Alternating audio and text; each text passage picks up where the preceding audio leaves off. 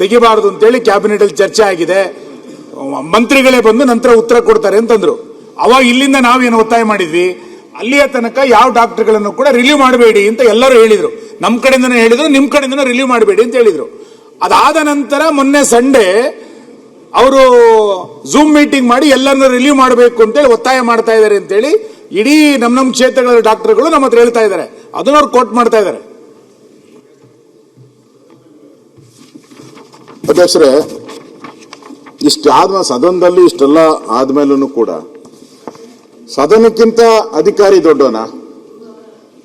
ಸದನಕ್ಕಿಂತ ಈಗ ಅಶೋಕ್ ದಿನೇಶ್ ಹೇಳ್ತಾ ಇದ್ರು, ಅವ್ರು ಗೊತ್ತಿಲ್ದಿರ ಹೇಳಿದ್ದಾರೆ. ಗೊತ್ತಿಲ್ದವ್ರ ಮಂತ್ರಿ ಯಾಕಲ್ಲಿ ಅವ್ರು ಮಾತಾಡಬೇಕು? ಸುಮ್ಮನೆ ಇರ್ಬೇಕಾಯ್ತು ಅವ್ರ ಮಂತ್ರಿ.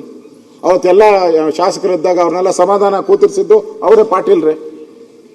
ಅಂದ್ರೆ ಸದನದಲ್ಲಿ ಇವತ್ತು ರೆಕಾರ್ಡ್ ತೆಗಿಸಿ ಏನ್ ಹೇಳಿದ್ದಾರೆ ಅನ್ನೋದು ರೆಕಾರ್ಡ್ ತೆಗಲಿ.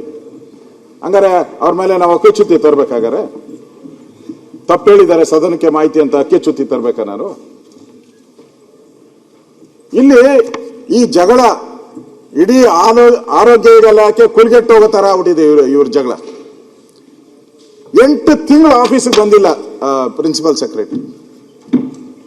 8 ತಿಂಗಳು ಮನೆಯಿಂದಾನೇ ಕೆಲಸ ಮಾಡಿದ್ದಾರೆ. ಆಫೀಸರ್ ಕ್ಲಬ್ ಯಾವುದೋ ಆಫೀಸರ್ ಕ್ಲಬ್ ಮಾಡಿದ್ದಾರೆ. ಇದು ಸರಿನಾ ಹೇಳಿ? ಸರ್ಕಾರ ಸರಿ ಅಂತ ನೀವು ಒಪ್ಕೊಂತೀರಾ ಇದನ್ನ? ಹೇಗೆ ನಡೀತಾ ಇದೆ ಈ ಸರ್ಕಾರ? ಅಂದ್ರೆ ಹಂಗಾರೆ ಆರೋಗ್ಯ ಇಲಾಖೆ ಎಲ್ಲ ಸರಿ ಇದೆ ಅಂತ ನಾನು ಹೊಗಳ್ಬೇಕಾ? ನಾನು ಇಲ್ಲಿ ಅನಾಹುತ ಆಗೋಗ್ತಾ ಇದೆ. ಔಷಧಿಗಳ ಕೊರತೆ ಆಗ್ತಾ ಇದೆ, ಬಾಣಂತಿಯರ ಸಾವಾಗ್ತಾ ಇದೆ,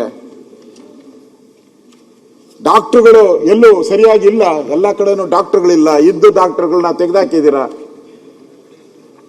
ಕ್ಯಾಬಿನೆಟ್ ಅಲ್ಲಿ ಏನೋ ತೀರ್ಮಾನ ಆಯ್ತು ಅಂದ್ರೆ ಇವ್ರು ತೀರ್ಮಾನ ಇಲ್ಲ ಅಂತ ಹೇಳ್ತಾರೆ.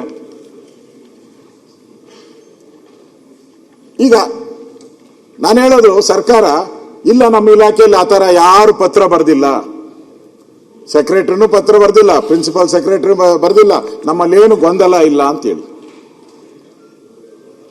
ಇಡೀ ಇಲಾಖೆಯಲ್ಲಿ ಅಧಿಕಾರಿಗಳು ಅವರವರ ಒಳಜಗಳದಲ್ಲಿ ಇವತ್ತು ಎಲ್ಲೂ ಕೂಡ ಕೆಲಸ ಆಗ್ತಾ ಇಲ್ಲ. ಪೂರ್ತಿ ಇಲಾಖೆ ಸ್ಥಗಿತ ಆಗೋಗ್ಬಿಟ್ಟಿದೆ, ಒಂದು ರೀತಿ ಸ್ಥಗಿತ ಆಗಿದೆ. ಇದಕ್ಕೆ ಉತ್ತರ ಕೊಡ್ಬೇಕಲ್ಲ, ಯಾರಾದ್ರೂ ಕೊಡ್ಬೇಕಲ್ಲ. ಜನ ಕೇಳ್ತಾ ಇದಾರಲ್ಲ, ಜನಕ್ಕೆ ಯಾರು ಉತ್ತರ ಕೊಡ್ತೀರಾ? ನನಗೇನೋ ಇಲ್ಲಿ ಉತ್ತರ ಕೊಡ್ತೀರಾ? ಜನ ಇಷ್ಟು ದಿನ ಸಫರ್ ಆದ್ರಲ್ಲ, ಅವ್ರಿಗೆಲ್ಲ ಯಾರು ಉತ್ತರ ಕೊಡ್ತೀರಾ ನೀವು? ಅದರಿಂದ ಈಗ ಮಂತ್ರಿಗಳು ಏನೇನು ಹೇಳ್ತಾ ಇದ್ದಾರೋ ಅದನ್ನ ನಾನು ಮುಂದೆ ಹೇಳ್ತೀನಿ. ಇವತ್ತು ಬಡ್ಜೆಟ್ ಅಲ್ಲೂ ಹೇಳಿದ್ದೀರ, ಬಡ್ಜೆಟ್ ಅಲ್ಲೂ ಕೂಡ ನಾವು ಇಲಾಖೆಯನ್ನ ಬಹಳ ಸುಧಾರಣೆ ಮಾಡ್ತೀರಿ, ಇಡೀ ದೇಶದಲ್ಲೇ ನಮ್ದು ನಂಬರ್ 1 ಎಲ್ಲ ಮಾಡ್ತೀರಿ ಅಂತ ಹೇಳಿದ್ದೀರ. ಗುಡ್ ಹೆಲ್ತ್ ಟು ಆಲ್, ಸಮಗ್ರ ಆರೋಗ್ಯ ದೃಢ ಕರ್ನಾಟಕ ಅಂತ ನೀವು ಬಡ್ಜೆಟ್ ಅಲ್ಲೂ ಹೇಳಿದಿರ, ಮಾಡ್ತೀನಿ ಅಂತ ಹೇಳಿದಿರ ಬಡ್ಜೆಟ್ ಅಲ್ಲಿ. ಅಧ್ಯಕ್ಷರೇ, ಇವರು ಆ ಹೆಲ್ತ್ ಏನು ಇಂಪ್ರೂವ್ ಮಾಡ್ತೀನಿ ಅಂತ ಹೇಳಿದ್ರಲ್ಲ, ಇಂಪ್ರೂವ್ ಮಾಡಬೇಕಾದ್ರೆ ಬಡ್ಜೆಟ್ ಅಲ್ಲಿ ಏನಾನ ಹಣ ಇಡಬೇಕಲ್ಲ. ಬೇರೆ ರಾಜ್ಯಗಳಿಗಿಂತ ನಾವು ಅಗ್ರೆಸಿವ್ ಇದ್ದೀರಿ ಅಂದ್ರೆ ಅಷ್ಟು ಹಣ ವಿನಿಯೋಗ ಮಾಡಬೇಕು, ಅಷ್ಟು ಡಾಕ್ಟರ್ಸ್ ಇರಬೇಕು ನಮ್ಮ ಹತ್ರ, ಅಷ್ಟು ಮೆಡಿಸಿನ್ ಕೊಡುವಂತ ಕೆಪಾಸಿಟಿ ನಮಗಿರ್ಬೇಕು. ನಾವು ಇಲ್ಲಿ ಇದು ಒಂದು ಆರ್ಗನೈಸೇಷನ್, ಯಾವುದೂ ಅಲ್ಲ, ಯಾವುದೇ ಪೊಲಿಟಿಕಲ್ ಪಾರ್ಟಿಗೆ ಸೇರಿದಂತ ಆರ್ಗನೈಸೇಷನ್ ಅಲ್ಲ ಇದು. ಸ್ಟೇಟ್ ಫೈನಾನ್ಸ್ ಇದು